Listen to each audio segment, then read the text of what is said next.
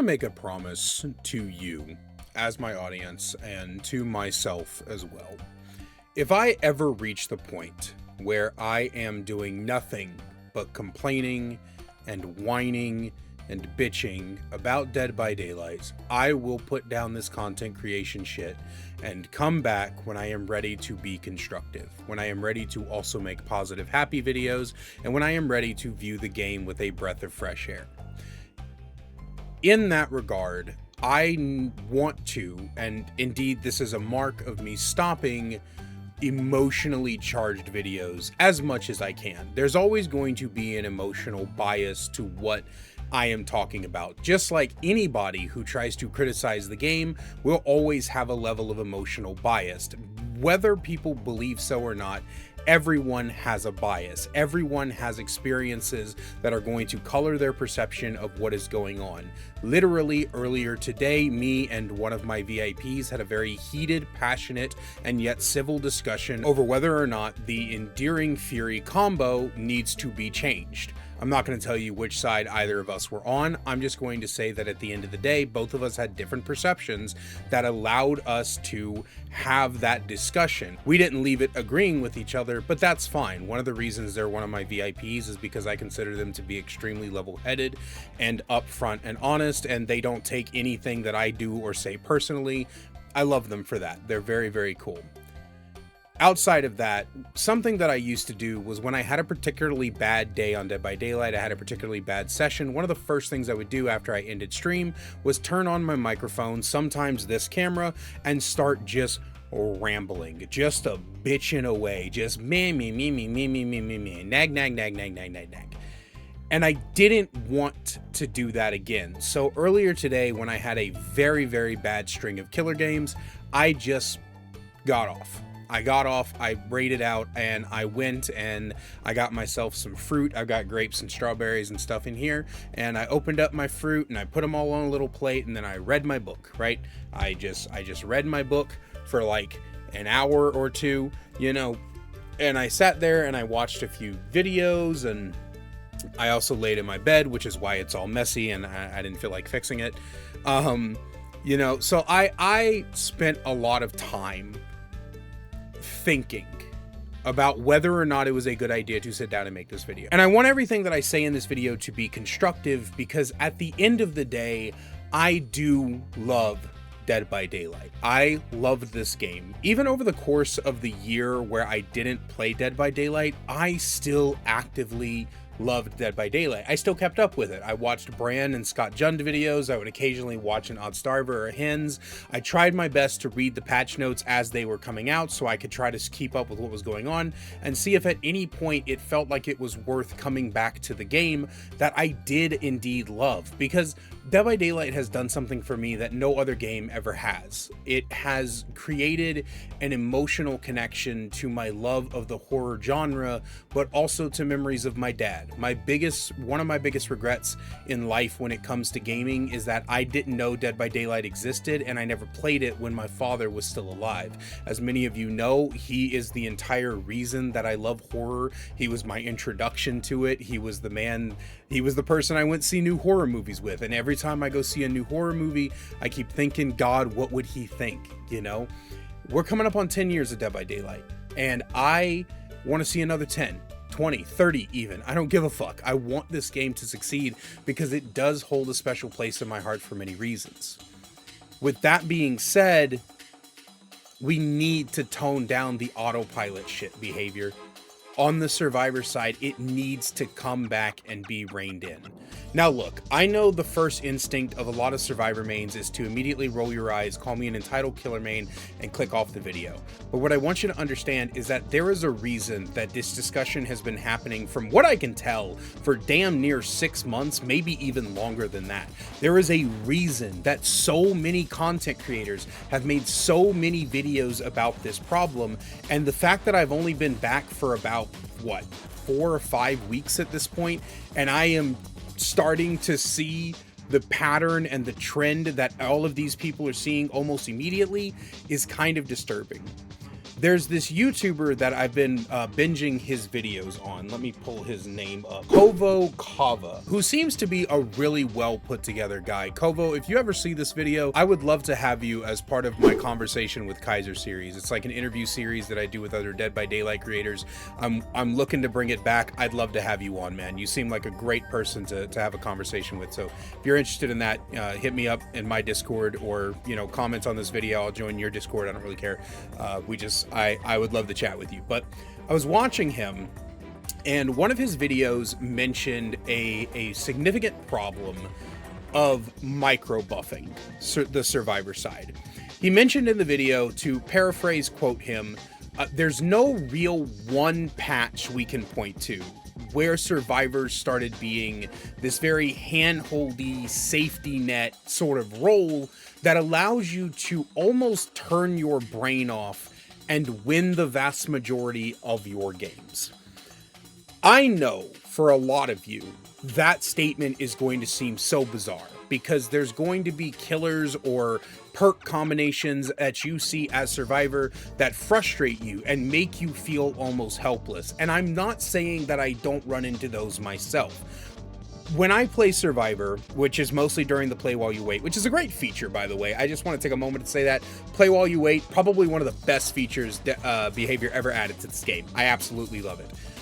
While I'm playing the play while you wait, there are several times against some killers where it's just like, what do I do?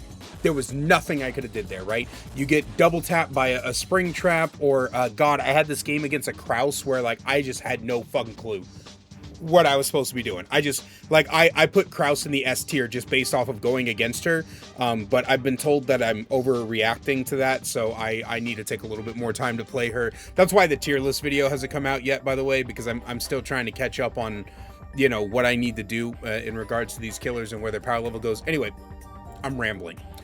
The point is that I'm not saying that being a Survivor is just, you should be getting 4-man outs every single game, no matter what, because it's that easy. That's not what I'm saying. What I'm saying is that there are so many things that go in your favor that it's very difficult to not at least get a 3-man out. Maybe you, as the Survivor, like the solo, are not going to be getting out, but it's very rare that the whole team doesn't get out. And one of the biggest problems that you'll notice when you play the killer side is the fact that sometimes it genuinely feels like there's nothing you can do.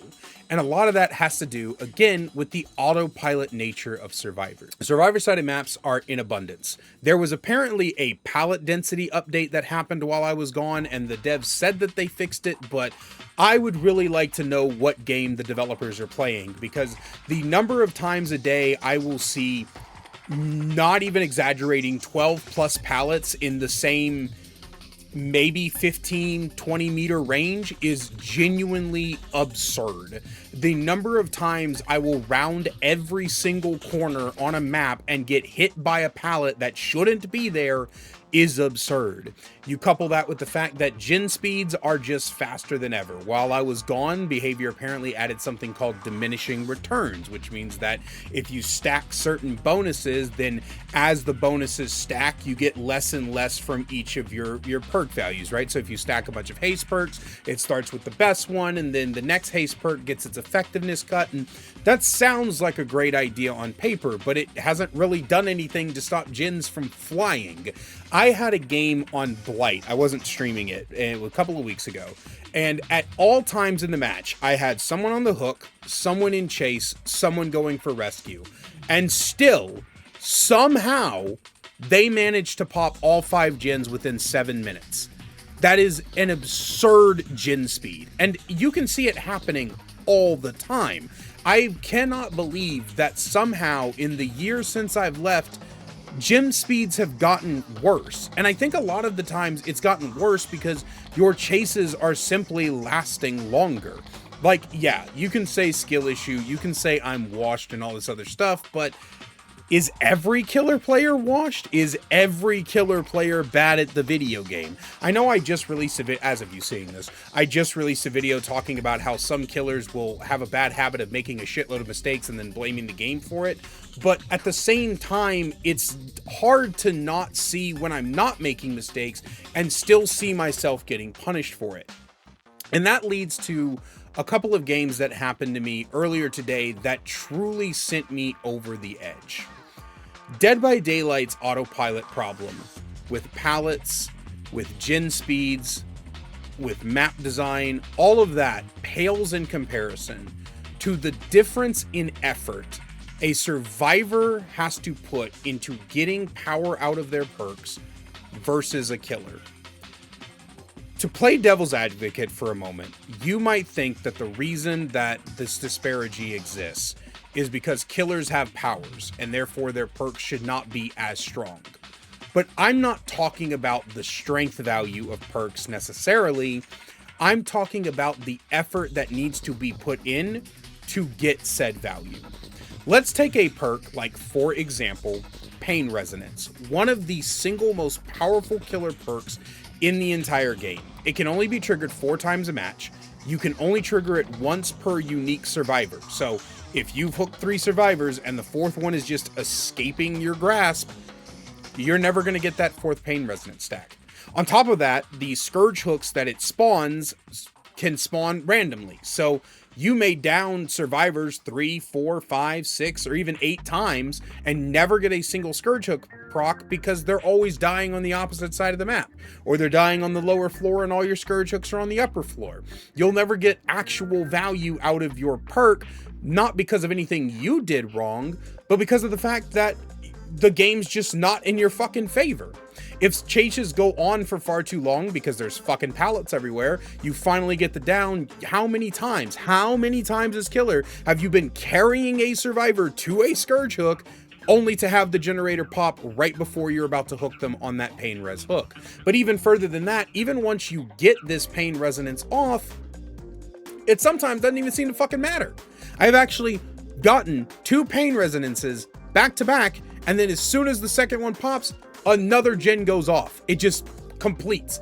It felt like I didn't do anything. It felt like every little bit of my effort put forward didn't amount to anything. And on top of that, there's just a bunch of perks like this for killer, where the survivors can just undo all of the work that you put in order to do anything.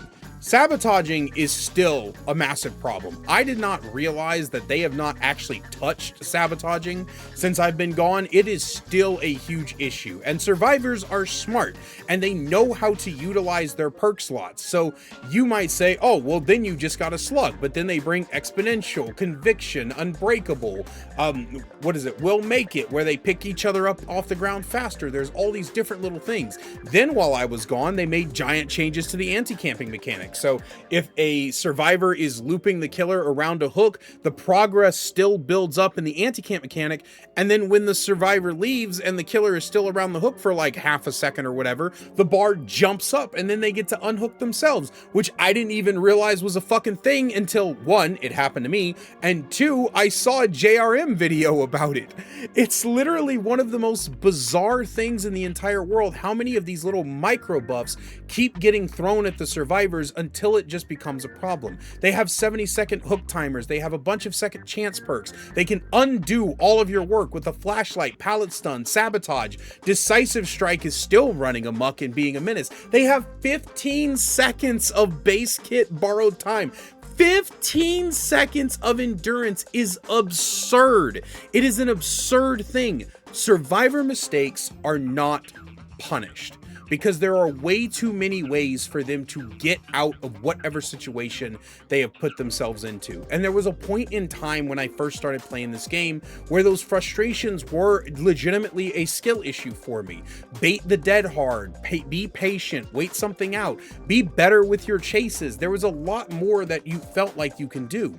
But nowadays as killer, it feels like you put in all this effort for as little value as possible, and then your progress can just get undone. Shoulder the Burden exists, which is a stupid fucking perk.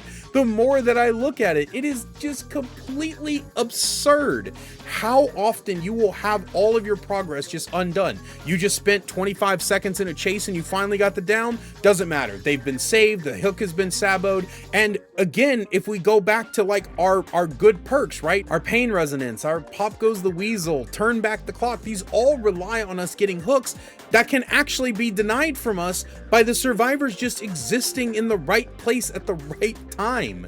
And you couple that with the way that gens are continuously flying, it feels frustrating.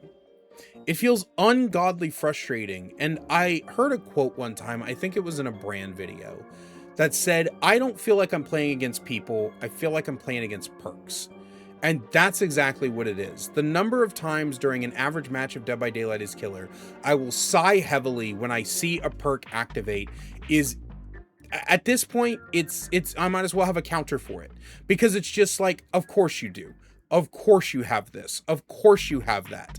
And it feels like the survivors aren't really putting that much effort into getting that return.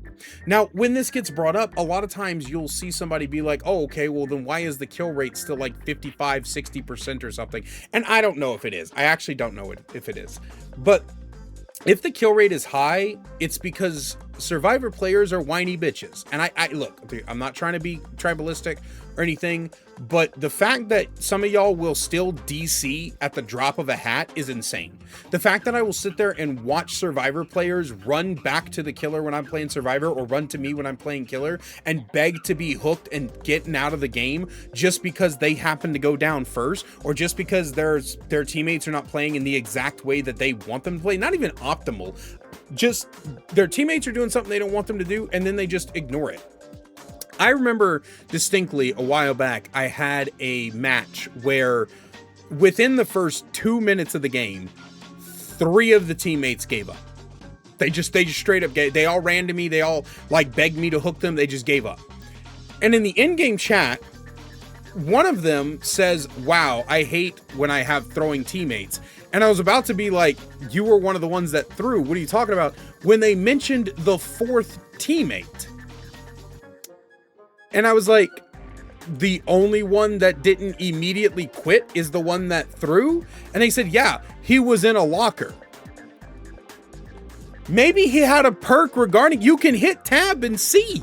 You can hit tab and see. He didn't, but that doesn't matter. Maybe he was hiding from me. Maybe he had to go do something real quick and wanted to make sure that I didn't randomly find him and throw the game. The point is that if you see your teammate in a locker, and then your first instinct is all of you to just run at me and give up, of course the kill rate's going to be high. If you take one hit and immediately DC, the kill rate's going to be high. If you see a certain killer and go, I don't want to do this, the kill rate's going to be high. In a time period where, and I'm not going to say it's the easiest it's ever been for Survivor, because I didn't play in the beginning of this game where apparently Survivor was hella fucking easy. But in my time playing Dead by Daylight, from the Knights PTB to now, this is, in my opinion, the easiest time it has ever been for survivors. And if I can't use the fucking what feels like billions of examples I've already given, I can tell you from my own personal anecdote that I am performing better as Survivor. And you might remember that I am not great at Survivor, but there are so many resources. There are so many free value perks in the game that I can literally just turn my brain off most of the time and get value. I still try to strategize. I still try to talk through my thought process, but a lot of times all it is there's a pallet there, there's 4 pallets there, I'm gonna link all of these together. Yeah, I probably went down, but I also wasted like 45 seconds of the killer's time, and now 3 generators have popped, and that killer is probably pissed off and wondering why he boots this game up anymore. Like I said in the beginning of this, I do not want this to be just a complaining video.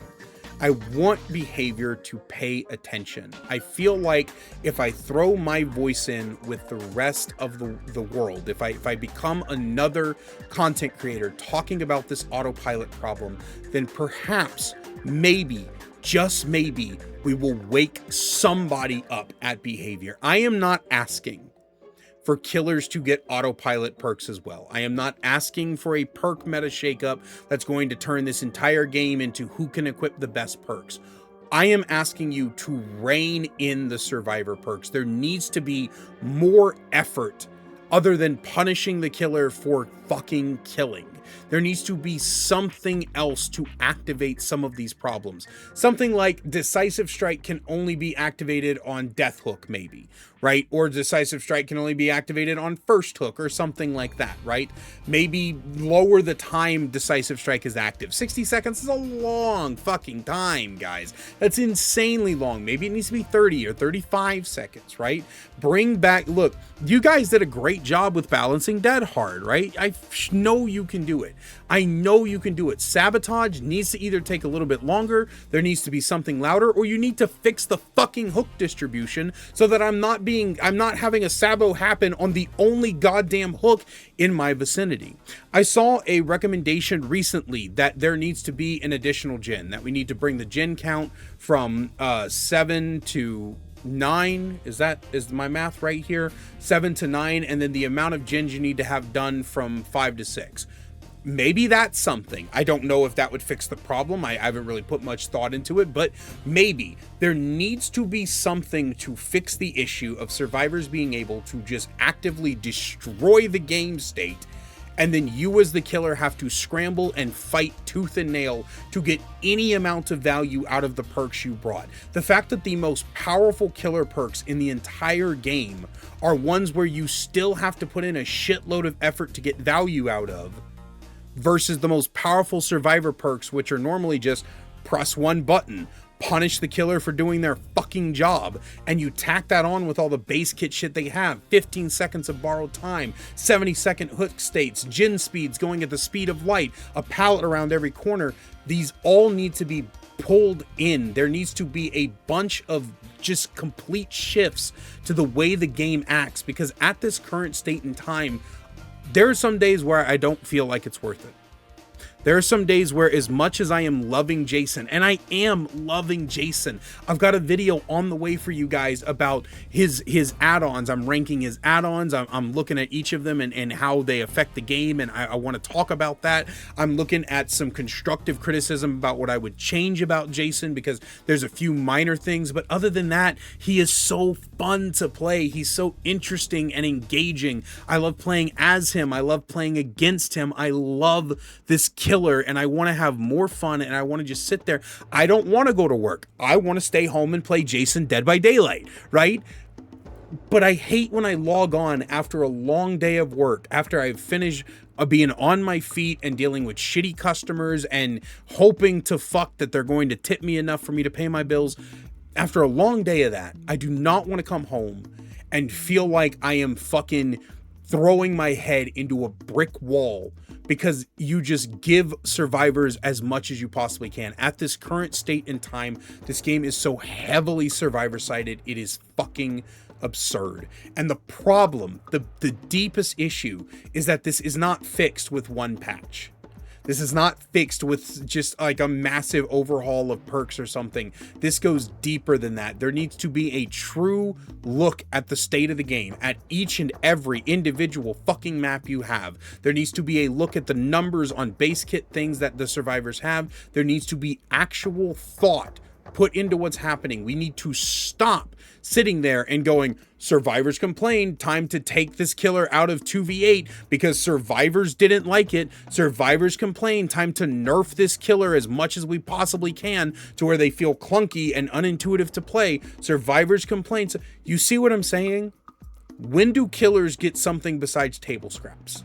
When do we get something substantial that isn't just a new killer that's going to maybe probably get nerfed in the near future because survivors didn't have the fucking forethought to do something like pay attention or crouch when fog shows up? God forbid we have to put some thought into winning our video game, because that is what is happening. Thank you guys for listening to me ramble for 25 fucking minutes. I didn't want to make this a ramble complain. Hopefully it didn't come across that way, but Other than that, great big special thank you to my channel members listed on screen now. You want to find out how to become a channel member today, get awesome perks like seeing videos early, merch discount codes, and more, then please click that join button down below. I love you guys so much, and I will see you in the next one.